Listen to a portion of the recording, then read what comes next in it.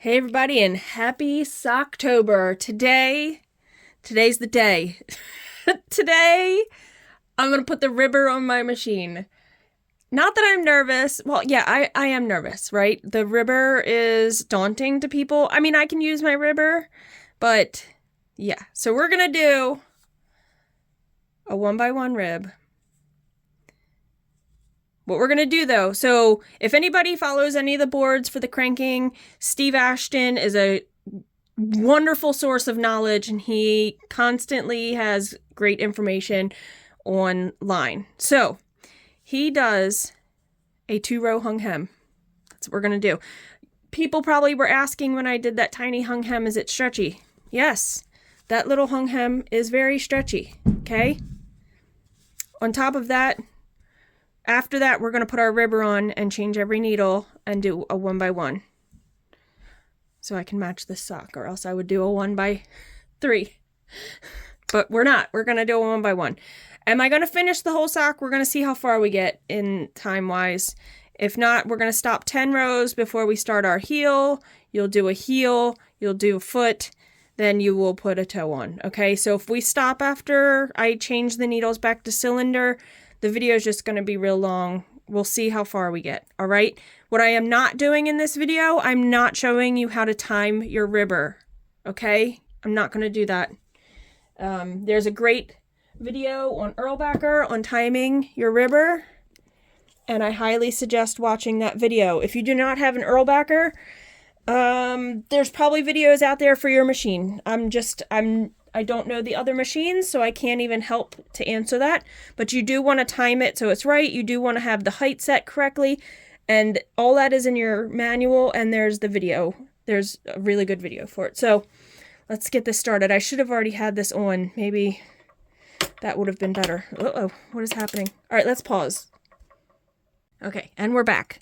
So before I paused, my machine wasn't cranking in the direction I wanted it to crank. And I remembered that when I cranked off my last project, I was going in the wrong direction. So I just cranked it off in the wrong direction. So I had to lift up some needles to get it going back in the direction I wanted it to go in, which is counterclockwise. All right, so we now have the bonnet, the waste yarn, and my rip cord on.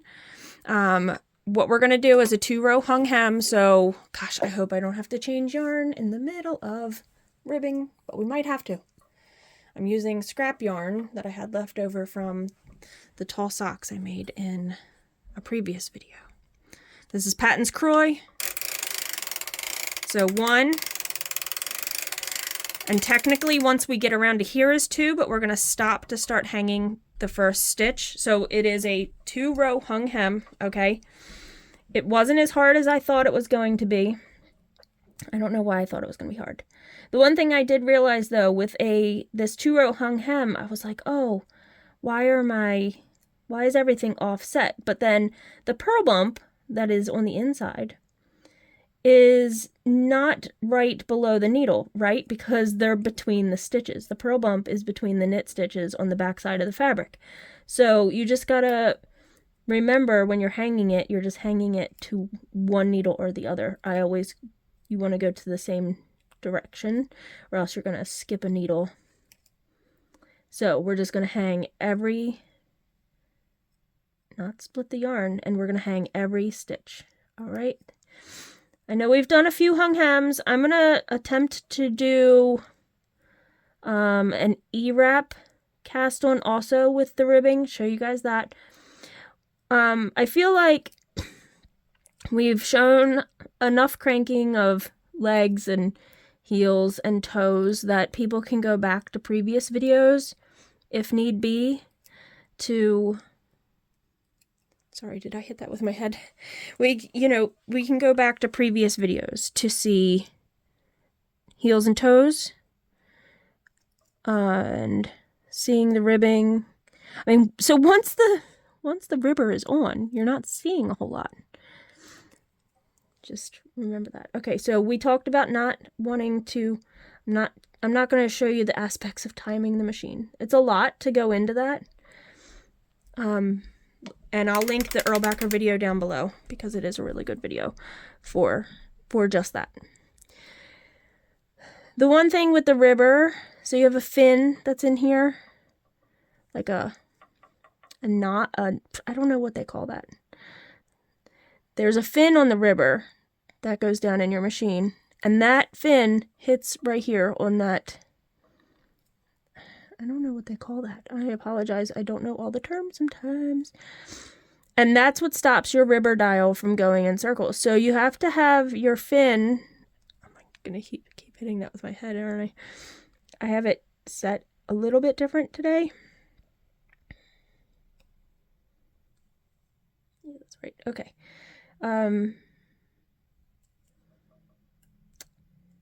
Because if you don't have it set so where the cylinder needle, where the ribber needle goes, if you don't have the slots matched up, that's what I should say, I guess, then your needles aren't going to fit correctly in between.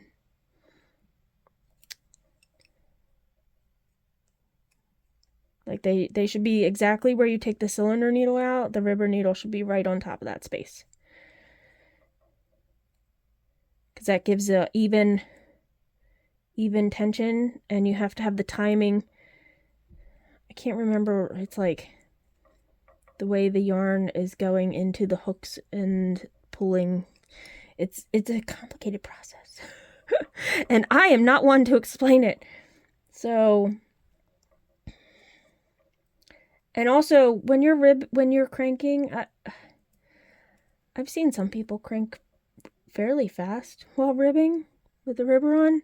I definitely don't. I am watchdogging my latches. Now, if you get the cylinder, if you get the ribber needle in right and the latch is open that first time, you really shouldn't have a lot of problems. The height of your ribber is also one of the things you have to adjust. The height meaning how much space is between the cylinder and the plate, like the tappet plate. I don't know exactly what they call that either. But you want to make sure that that's enough space for the yarn to flow through, or else your yarn is going to get stuck between the two. Okay, so we've hung all of our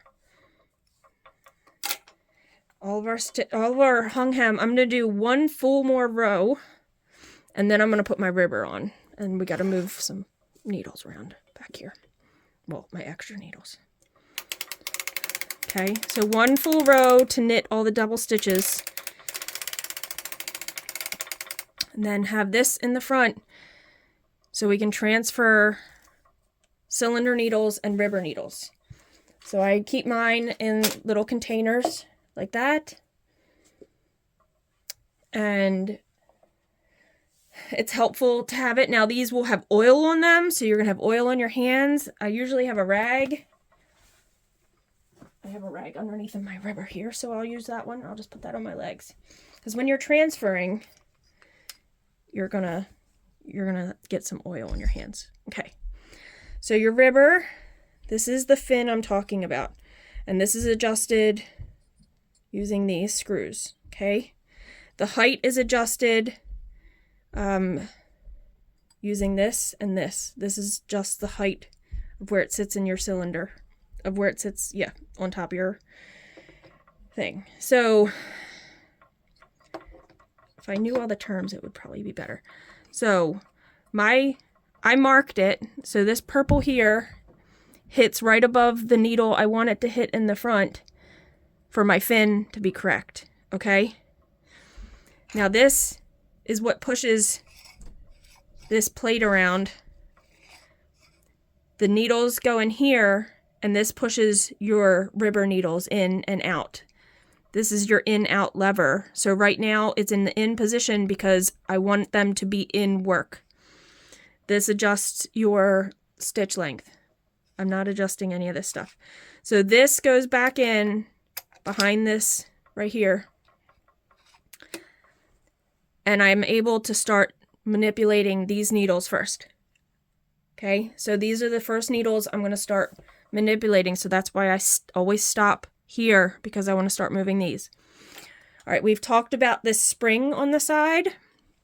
This spring gets pulled out and gets put in this groove that spins around your machine. So you just pull the spring out and put it on there. You're not going to take this spring back off until you do all your needles. Okay? So I always chain, the first one I leave as a knit, the next one is a rib. So I'm going to pull that up.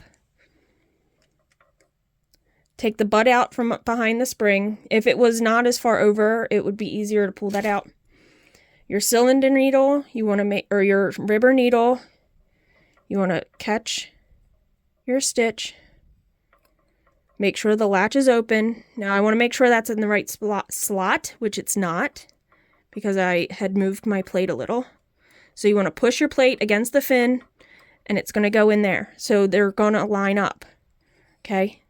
Like I said, this space here should be lined up with the space on your cylinder. All right, now we're going to continue to do this all the way around. And then we're going to crank 50 rows, because I did a 50 row rib. So every other needle, you're exchanging for a ribber needle. Now, I'm going to get to a point where you're not going to be able to see what I'm doing around the backside. Lift. See, when it's there, it's easier. The spring isn't in the way. Making sure you catch it. Making sure the latch is open and the stitch is in the hook part, not behind the latch. Because this is where you're setting yourself up to either knit the stitch or not knit the stitch, okay? So we're going to do this all the way around.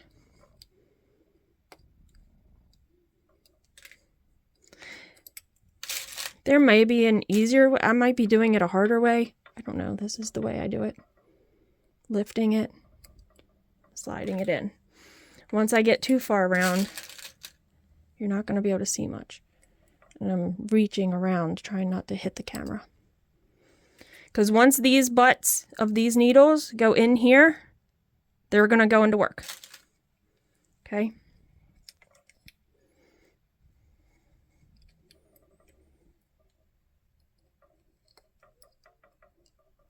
I'm going to crank around a little bit because it's getting hard to get to them. Okay, so just slow. This should be pushing. Your pin pushes on that. Okay? I'm not going to go too far because I don't want to cover up these spaces and then I can't put a needle in.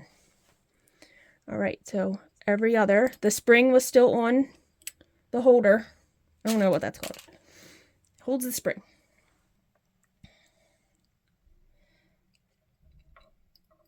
I never do with this hand.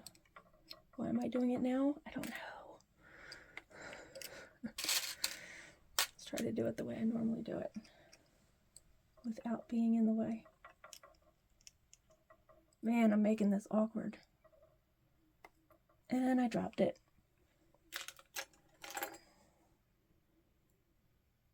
I'm being awkward about it. Okay, got it. Put it on. Get it in there. Maybe I should just move my chair around a little bit. All right, so every other one. Just gonna keep doing it.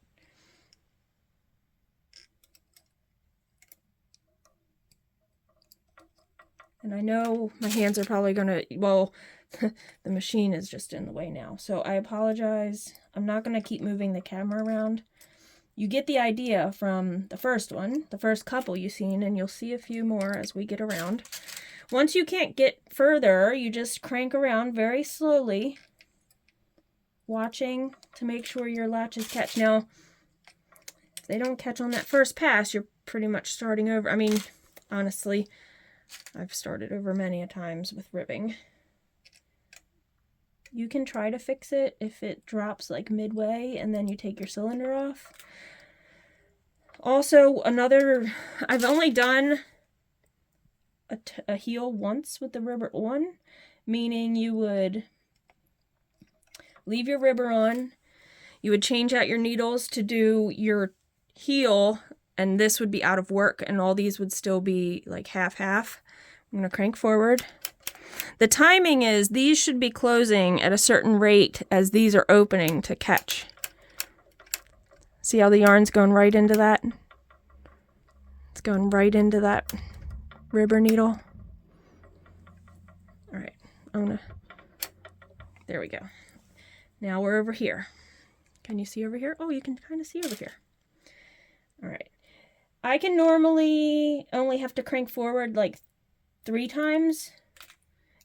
I never feel like it's a half-half situation. Maybe people can get it, but like 3 times, 4 times, I'm cranking forward a little bit. So just every other one. You know, it's a slower process, yes, but it's cool because you're making ribbing. All right. If you missed one by accident, you can always just do it on the next round. You would just have one stitch that isn't ribbed on the top. All right. And then I'm going to crank forward again. Because I could access these, but it's just easier to crank it around. So making sure that those latches are all open, but not cranking too far that this covers up where I have to put needle butts. So my spring is still on.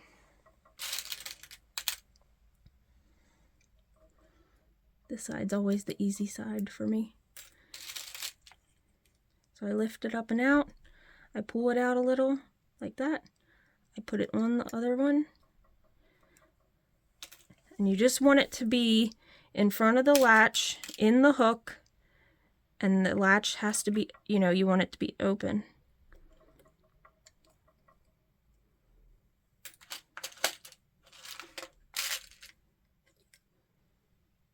It's a process. Can I go faster than this when I'm not talking and being nervous? A little bit, but it's still not super fast. We're at 15 minutes.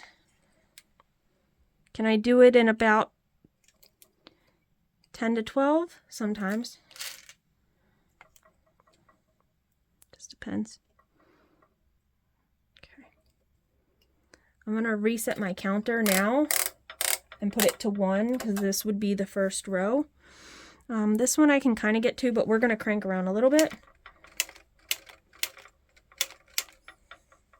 You know, this took me a lot of tries. I know I've mentioned in previous videos, it's practice. It's all about getting on your machine and practicing. Trying what you want to try. Possibly it not going the way you want it to. Possibly going the right way the first time, and then you go to rib for the next time, and you totally don't get it right. So that's what it is. All right, all of them now have ribber needles. Every other one is a ribber needle. I'm going to take this spring and put it back on my needles because you want it to be holding your needles in when you're cranking. All right, so we're going to crank 50 rows, and I'm going to go slow. It's not going to be fast.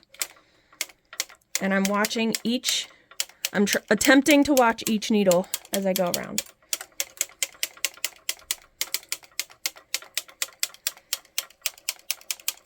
Where I find most of the fabric ends up bunching is here, where that fin is and where that fin stopper is. I don't know what to call that. That's, the fabric can bunch up there. And in the beginning, that's where I would have a lot of messed up stitches. Would always be there.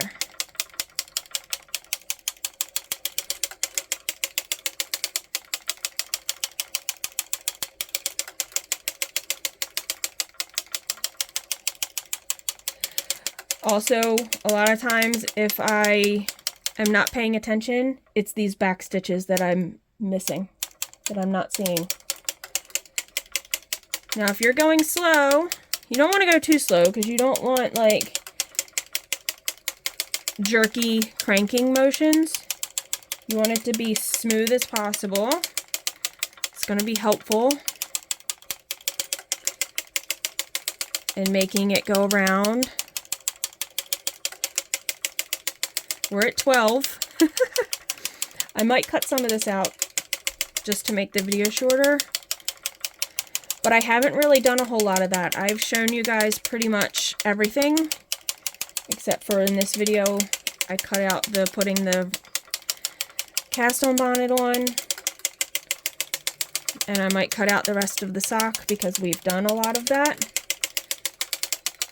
And this was strictly to show you guys the 2-row hung hem and the ribber.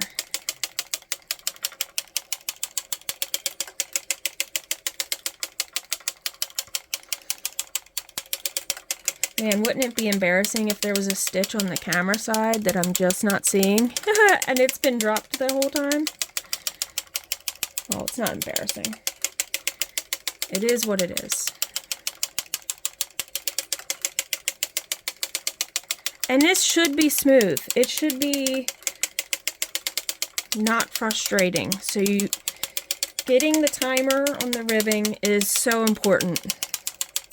It took me a few tries to get it right. I watched the video a few times. I walked away from the machine a few times. Because sometimes I just need to reset my brain. Reset my thinking. And not be frustrated with myself. When I was younger, I mean, I still get very frustrated with myself if something doesn't go right the first time, and I've really tried really hard to get better with that. And I think a lot of that came with watching my little struggle the first time doing something, and then she gets frustrated and she gets mad and she gets angry and she throws a fit or she throws something across the room because she just can't get it right. And I think back to myself and think, oh my gosh, I did that too.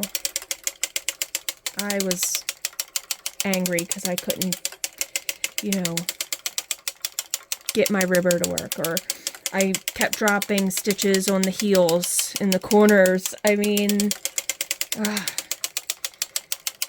and I just have to look back and be like, be the calm, Aquila. I'm at 44. Oh, I'm really hoping I can get all the way through 50 with this yarn. I don't have much left on the bobbin. On the cone, I mean. 48. 49. Now when we flip to 50, oh, we are very close. All right, when we flip to 50, I'm going to stop. So this is accessible to my first ribber needle because I do not want, I want to start and stop at the same place. Now we're going to exchange out cylinder needles to put, or ribber needles for cylinder needles, okay? So what I do, and you can do this, whatever is comfortable for you, I put in a few cylinder needles first, okay? Putting a few in. Now there's a noise. If you're a cranker and you've used your ribber, there's this beautiful noise that happens. And I'm hoping you'll be able to hear that. It is the noise of the needle latch popping as you pull your cylinder needle out, or as you pull your ribber needle out. That is a beautiful noise. So let's see if we'll be able to hear it. So when I push the ribber needle forward, it's going to pop the latch, and you're going to hear this tiny pop. Tiniest little pop. If you don't hear that pop, oh, that could be a drop stitch. So you're just pushing it forward, putting it over the cylinder needle.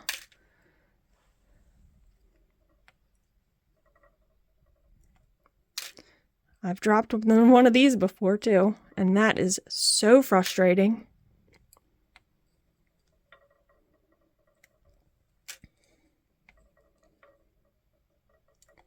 Because you just did all that work. Okay, I have one more that I can access here. So now these are all, this one will be knit, It'll get knit, I should say. These, make sure all your latches are open. Crank forward a little bit.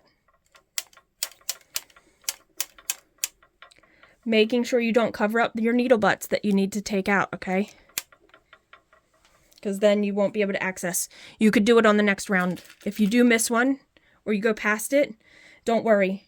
Just go past it and keep cranking until you get back to, when you finish doing all these, go back to the one you missed and just change it out for a cylinder needle. Don't get mad. Don't get upset. You'll just have one extra purl row. That's all. One extra purl in one column. I don't know the best way to say that, but you get what I'm saying. You know what I'm saying. You don't have to take your spring out for this part. You're just pulling the needle next to it out the tiniest bit. Okay, I try to always put my latches open when I'm putting them in. All right, so pushing this needle butt out,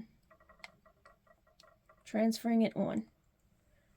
Gosh, you can't even see that. I was trying to be so careful, but you can't even see it. So let me just get these done. Oh, sorry. I probably won't cut that out. I won't cut out the cranking part. Maybe think of it as like a Zen mantra that I was trying to just tell you. It's okay. It is a learning process. Okay?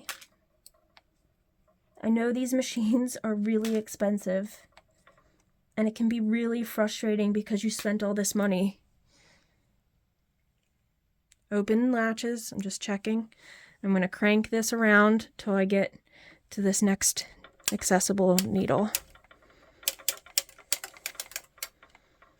So here's my next one, and I'm going to switch out. Well, I already put in a needle, so we'll take this one. Come on. Making sure you kind of hold it. You don't want it to just fly out. That's not good. Okay, pulling the needle out next to it, the empty slot. Dirty fingers, a little bit. It's because your needle butts have grease on them, oil on them, dirty machine oil. Because you've been cranking socks and they got wool fuzzies all over it. That's what happens.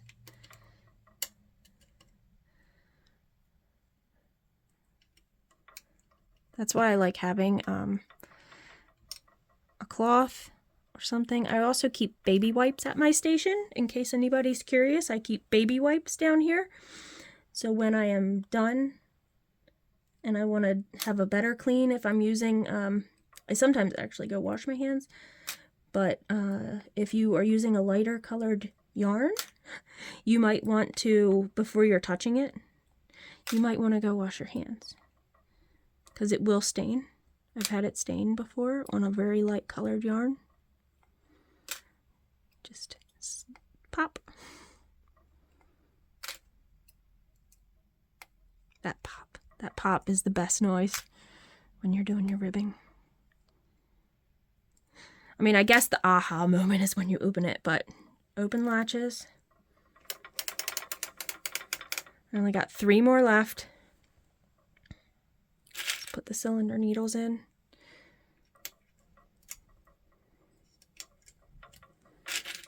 Now, if you have dropped a stitch, you might be able to catch it, latch it up.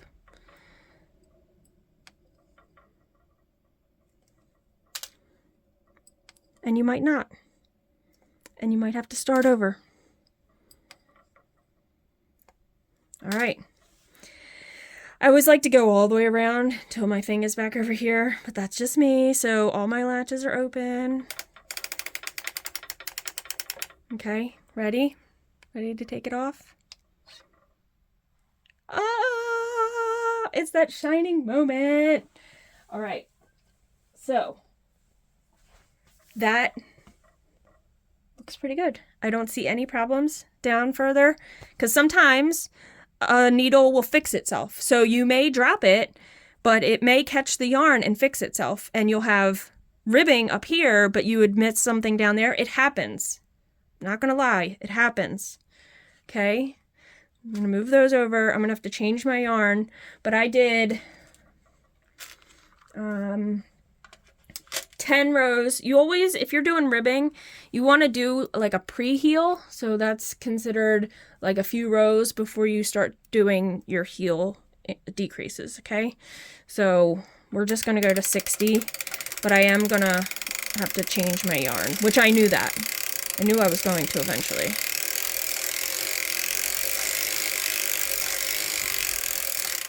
Whoops.